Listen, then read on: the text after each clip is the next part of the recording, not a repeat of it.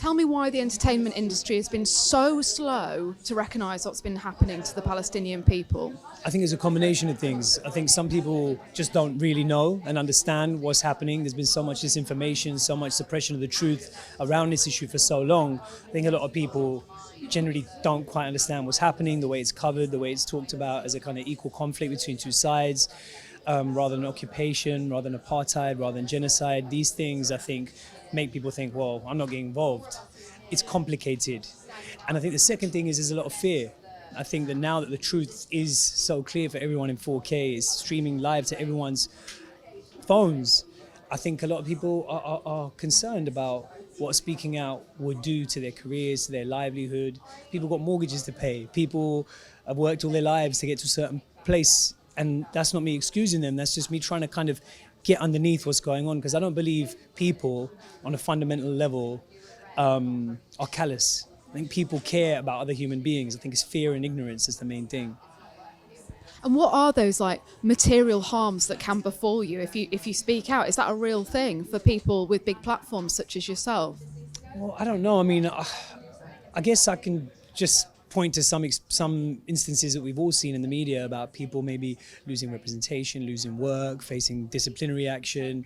And that's just not just my industry. You see kind of pediatricians being dismissed for, publicizing the Lancet's report on how many people have been killed in Gaza. So I think sadly it's something we're seeing across the board where there's an attempt to silence. But I think, as perverse as it sounds, there's something hopeful in that, because when people resort to such blunt instruments of just authoritarian silencing, it's because they're afraid. It's because in a way they're losing the narrative war against the truth. So I try and take some solace from the fact that people are doing such ham-fisted, clumsy attempts to silence people, because it means that something's working. If we could talk about authoritarianism, what role has the UK played in aiding and abetting this genocide in your view? Well, I think it's very clear that we've got a lot to answer for over here. As a UK taxpayer myself, I do not want my money going to fund war crimes and a breaking of international law.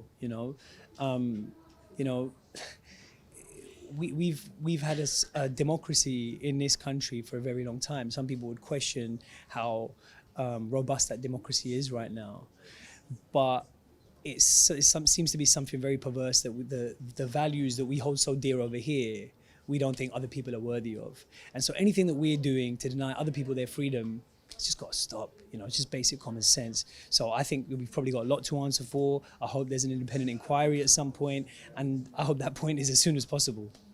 What would you say to Keir Starmer right now, if you could? I would say do the right thing. It's as simple as that.